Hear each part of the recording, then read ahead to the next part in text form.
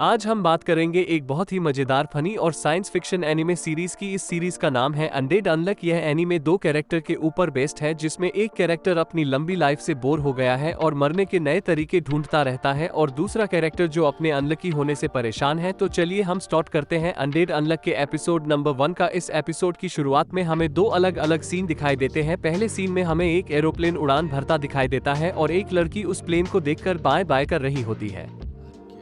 दूसरे सीन में हम देखते हैं कि पूरे शहर में बहुत ज्यादा बर्फ पड़ी होती है और एक लड़की उस बर्फ के बीच कहीं जा रही होती है। तभी रास्ते में उसे एक लड़का मिलता है जो उसका हाथ पकड़ लेता है और उसे रोक लेता है। हमें दिखाया जाता है कि शहर के टावर पर लगी हुई घड़ी में 12 बजते हैं, जिसके बाद वो दोनों एक दूसरे से अपने प्यार का इजहार करते हैं और एक दूसरे को किस भी करते हैं। उधर दूसरे सीन में हम देखते हैं कि एरोप्लेन की एक साइड की मोटर में कुछ खराबी आ जाती है, जिससे प्लेन वही ब्लास्ट हो जाता है। जो लड़की यह सब देख होती है वह रोने लग जाती है। अगले सीन में हम प्रेजेंट में आ जाते हैं। ये कहानी जापान की शिनजुकु सिटी में 1 अगस्त 2020 से शुरू होती है। हमें एक लड़की ब्रिज के पास खड़ी हुई दिखाई देती है जो एक लव स्टोरी बेस्ड महंगा पढ़ रही होती है। उसके सामने एक इंसान और बैठा होता है जो जूस पी रहा होता है। हमें पता चलता है कि शुरुआत में जो लड़का लड़की वाला सीन होता है वो मांगा की स्टोरी होती है जो कि ये लड़की पढ़ रही होती है। ये लड़की कहती है, अब मैंने मेरी पसंदीदा मांगा को पूरी तरीके से पढ़ लिया है, अब मैं चैन से मर सकती हूँ, और ब्रिज से कूदने के लिए रेडी हो जाती है। पर तभी उसके पास बैठा आदमी कहता है, तुम्हें पता है ना ये बहुत ही ज्यादा खतरनाक है। जिस पर वो लड़की एक चाकू निकाल कर कहती है, मुझे भी इस मांगा की तरह एक लव स्टोरी चाहिए थी, पर मेरी बॉडी की वजह से यह पॉसिबल नहीं है। वह लड़की आगे आदमी से कहती है, अगर तुमने मुझे छुआ तो तुम्हें बहुत ही खतरनाक बीमारी हो जाएगी। यह सुनकर वह आदमी इस लड़की के पास आता है, जिससे लड़की के हाथ वाला चाकू आदमी के सीने के अंदर घुस जाता है। ये देखकर वह बहुत ही ज्यादा डर जाती है। हमें दिखाया जाता है कि आदमी के मुंह से खून आ जाता है, पर बहुत ही जल्दी वह आदमी एकदम से ठीक हो जाता है और कहता है, मैंने कभी नहीं सुना ऐसी बीमारी के बारे में जो छूने से फैलती हो। इसके बाद वो आदमी उस लड़की के गालों को पकड़कर उसे ब्रिज के किनारे से दूर फेंक देता है और बहुत ही ज्यादा एक्साइटेड होकर कहता है, आप जल्दी बताओ मुझे कहां से यह बीमारी लगेगी, क्या मुझे अंदर से कुछ होगा या बाहर से। जिस पर वो लड़की कहती है, रुको मेरा अनलक आ रहा है। जिसके बाद जहां पर वो आदमी खड़ा होता है ब्रिज का वो किनारा टूट कर गिर जाता है और उसके साथ वो आदमी भी नीचे गिरकर ट्रेन के सामने आ जाता है और मर जाता है। वो लड़की ये देखकर रोने लगती है और कहती है, मुझे माफ कर देना, ये सब मेरी ही गलती है, मेरी वजह से एक और इंसान मारा गया। तभी हम देखते हैं कि उस आदमी का सर उड़ता हुआ लड़की के सामने गिरता है। ये देखकर वो लड़की डर जाती है। हम देखते हैं कि धीरे धीरे उस आदमी के सर से पूरी बॉडी बनने लगती है, पर उसके पैर के पंजे नहीं बनते। अब मुझे समझ आया, तुम्हें कोई बीमारी नहीं है, तुम ये केवल दूसरों को बचाने के लिए कहती हो। वो लड़की इस आदमी को ज़ॉम्बी समझकर इतनी ज्यादा डर जाती है कि वह आदमी के घुंघरू पर मुक्का मारकर वहां से भागने लगती है। आदमी भी उसके पीछे भागकर उसे पकड़ लेता है और कहता है, मुझे तुम उन गंदे ज़ॉम्बी से मत जोड़ो, मैं अलग हूँ, मैं अनडेड हूँ, मेरे कुछ सवाल है, तुम्हें उनके आंसर देने होंगे। वैसे मैंने तुम्हें अल्लाह कहते सुन लिया था। तभी वहां पर कुछ पुलिस वाले आने लगते हैं, जिन्हें देखकर अनडेड कहता है, चलो पहले कहीं और चलते हैं, और अनलक वाली लड़की को पकड़कर उड़ने लगता है। अनडेड उड़ते हुए एक बिल्डिंग पर पहुंचता है, जहां पर वो लड़की को बताता है कि वह अगर अपने कटे हुए पैरों को जल्दी जल्दी रीजेंटर करके उन्हें दूर फेंके तो उससे जो मोमेंटम जनरेट होता है उसका यूज करके वो उड़ सकता है। अनलॉक वाली लड़की अभी भी बहुत ज्यादा डरी हुई होती है और वहां से भागने का ट्राई करती है, पर अनडेड उसे पकड़ लेता है। जिस पर वो लड़की कहती है, तुमने मेरे पैरों को पकड़ा हुआ है, अब मेरा अनलक तुम पर फिर से गिरेगा। जिस पर अनडेड वाला लड़का कहता है, मुझे पता है, अगर मैं तुम्हें कपड़ों के ऊपर से छूंगा तो उससे कुछ नहीं होगा। जिसके बाद वो लड़की कहती है, ठीक है, मुझे तुमसे डर नहीं लगता, वैसे भी मैंने आज मरने का प्लान कर लिया था। जिसके बाद अनडेड उसे जोर जोर से चारों ओर घुमाता है, जिससे अनलक वाली लड़की बहुत ही ज्यादा डर जाती है और कहती है, ठीक है, मैं तुम्हें सब बताती हूँ। उसके बाद वह अपनी स्टोरी सुनाती है। हमें पता चलता है कि एपिसोड की शुरुआत में जो एरोप्लेन वाला सीन होता है वो अनलक वाली लड़की का बचपन का सीन था। जब वो 8 साल की थी, उसके पेरेंट्स किसी बिजनेस ट्रिप के लिए जा रहे होते हैं। तब वो अपने पेरेंट्स को बहुत देर तक हक करती है और उन्हें किस भी करती है। जिसके बाद एरोप्लेन में ब्लास्ट होता है और सभी लोग मारे जाते हैं। वो लड़की आगे बताती है, उसका अनलक कितना ज्यादा बुरा हो सकता है यह उसे छूने पर डिपेंड करता है। ये सुनते ही अनडेड उस लड़की के टॉप के अंदर अपने दोनों हाथ डाल देता है, जिस पर वो लड़की बहुत ज्यादा नर्वस हो जाती है और अनडेड से कहती है, क्या तुम्हें बिल्कुल भी समझ नहीं आया मैंने क्या कहा। तभी एक बड़ा सा किले से भरा हुआ बॉक्स एरोप्लेन से नीचे गिर जाता है, जिससे अनडेड वापस से मर जाता है।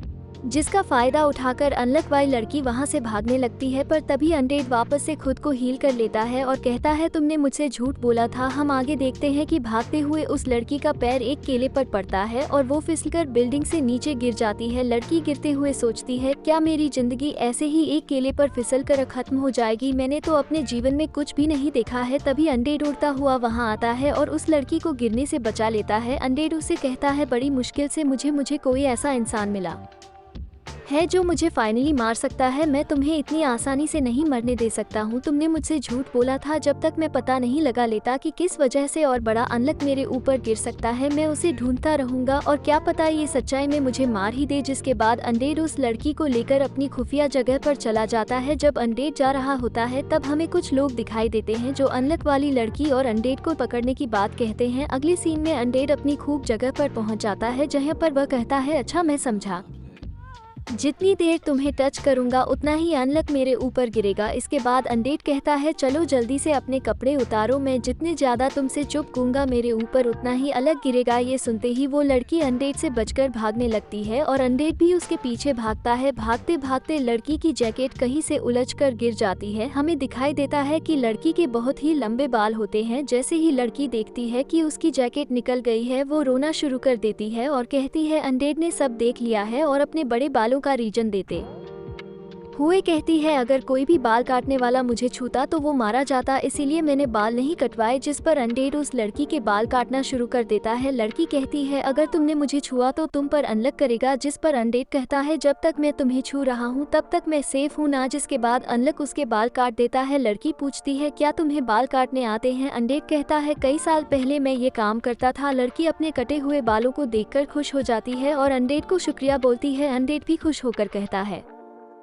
मैंने तुम्हें टोटल 15 मिनट तक छुआ था। अब देखते हैं कि कितना बुरा अनलक मेरे ऊपर गिरेगा। हम आगे देखते हैं कि अचानक से अनडेड का सर कट जाता है। हमें दिखाया जाता है कि यह वही लोग होते हैं जो अनलक वाली लड़की को पकड़ने की बात कर रहे होते हैं। हमें साथ ही में उस लड़की का नाम भी पता चलता है। उसका नाम होता है फूको इजू, उन लोगों का लीडर। सबसे पहले अनडेड के कटे हुए सर को एक कैप्सूल में बंद कर देता है जिससे अनडेड खुद को वापस से रिजेंट नहीं कर पाता। उसके बाद एक लोग जाकर फूको को हथकड़ी लगा देता है। ये देखकर फूको कहती है, क्या तुम लोग मेरे साथ नहीं हो? जिस पर उनका लीडर फूको से कहता है, हमारा काम ऐसे लोगों को पकड़ना है जिनकी पावर्स की वजह से दुनिया खतरे में आ सकती है। वो आगे कहता है, तुम्हारी पावर्स काफी बढ़िया है। अगर किसी का मर्डर करना हो तो तुम काम आ सकती हो, पर तुम्हारी पावर असर नहीं करती अगर तुम्हें कपड़ों के ऊपर से छुआ जाए। ये तुम्हारी कमजोरी भी है। जिस पर फूको कहती है, तुम मेरी पावर्स का कहाँ यूज करोगे? जिस पर उनका लीडर कहता है, ये तो सोचने वाली बात है, पर अनडेड ने जरूर तुम्हें इसीलिए पकड़ा होगा। जिस पर फूको कहती है,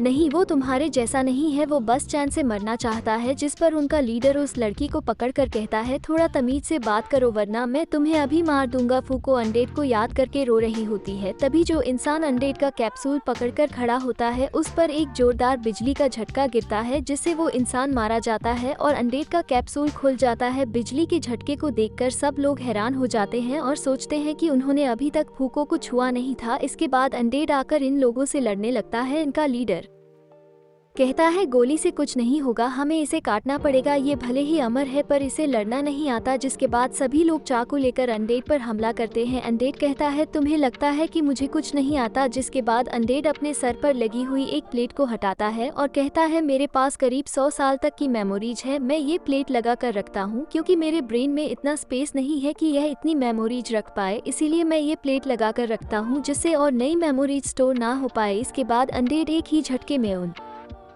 सभी लोगों को मार देता है। अब उसके सामने बस उनका लीडर बचता है। उनका लीडर अनडेड से कहता है, अगर तुम ज्यादा आगे आए तो मैं इस लड़की को मार दूंगा। तुम्हारे पास बस एक ही तरीका है इस लड़की को बचाने का, अगर तुम अपना सर चुपचाप काट कर बिना रीजन करे मेरे हवाले कर दो। जिसके बाद अनडेड वही करने लगता है। फूको उसे मना करती है, फिर भी अनडेड अपना सर काटने लगता है और अपना सर लीडर की तरफ फेंक देता है। फूको सोचती है, इसे बचाने का बस एक ही तरीका है, मुझे पता है बहुत बड़ा अनलक कैसे गिराना है। इसके बाद फूक अपने आप को लीडर से छुड़ाकर अनडेड के सर की तरफ जंप करती है और उसे एक किस कर लेती है। लीडर अनडेड का सर पकड़ लेता है और कहता है, आखिर तुम ये क्या कर रही थी? जिस पर फूको कहती है, अब तुम देखोगे मेरे अनलकी पावर। ये सुनकर अनडेड समझ जाता है और खुद की बॉडी को रीजनर करके लीटर को कसकर पकड़ लेता है और कहता है जब तुम मेरे और फूको के पीछे आए तभी तुम्हारा सारा लक खत्म हो गया था। उसके बाद हम देखते हैं कि एक बड़ा सा मूचर अनडेड के ऊपर गिरता है जो सब चीजों को तबाह कर देता है, पर फूको बच जाती है। जैसे ही दूर लड़ती है हमें दिखता है कि अनडेड भी जिंदा बच जाता है। अनडेड को जिंदा देखकर फूको खुश हो जाती है। बाद में वो लोग एक दूसरे को खुद का नाम बताते हैं। जब फूक अनडेड से उसका नाम पूछती है तब अनडेड कहता है कि उसे याद नहीं, जिस पर फूको उसका नाम एंडडी रख